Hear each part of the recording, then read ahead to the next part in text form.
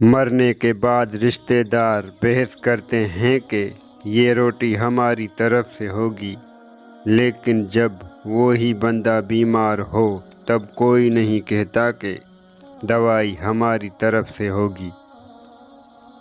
جذبات میں آ کر کبھی اپنی جگہ مت چھوڑیں، کیونکہ آپ کے مقام پر قابض ہونے کو ہزاروں لوگ منتظر ہوتے ہیں۔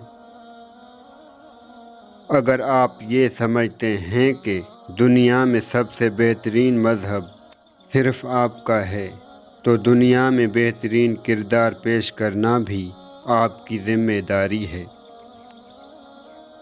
قدرت کا قانون ہے، دنیا میں تم کسی کو بے چین کرو گے تو تم خود بھی چین کی زندگی نہیں گزار سکتے۔ خسارے تو وقت کے ساتھ پورے ہو ہی جاتے ہیں، مگر ان خساروں میں جو چہرے بے نقاب ہوتے ہیں وہ پھر کبھی اپنے نہیں لگتے۔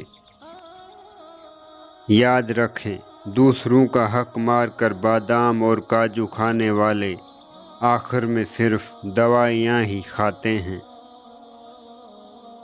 زندگی کا سب سے فضول ترین وقت وہ ہے جو لوگوں کو راضی کرنے میں ختم کر دیا جائے اور حاصل کچھ بھی نہ ہو۔ ضرورت ہی نہیں پڑی آزمانے کی، وقت کے ساتھ سبھی نے اپنے رنگ دکھائے۔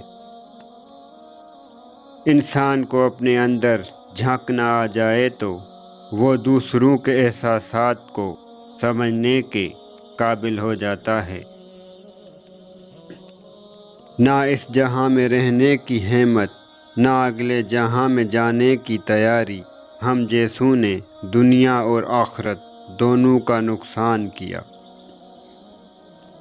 لوگوں کو معلوم ہو جائے کہ آپ خوبصورت خواب دیکھ رہے ہیں تو آپ کو نیند سے جگا دیں گے۔ انسان کردار کے لحاظ سے جتنا بھی نیک نیت اور مخلص کیوں نہ ہو، سامنے والا اسے ہمیشہ اپنی ہی سمجھ کے ترازو میں تولتا ہے۔ سب کچھ میسر ہونا زندگی نہیں، بلکہ جو کچھ میسر ہے اس میں خوش رہنا اور شکر ادا کرتے رہنا زندگی ہے۔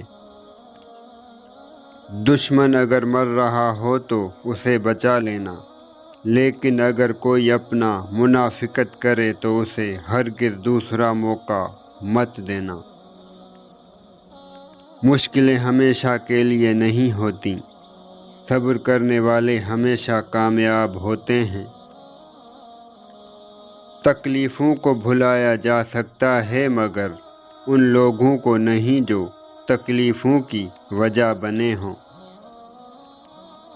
ضروری نہیں کچھ غلط کرنے سے ہی دکھ ملے، بعض اوقات حد سے زیادہ اچھے ہونے کی بھی قیمت چکانی پڑتی ہے۔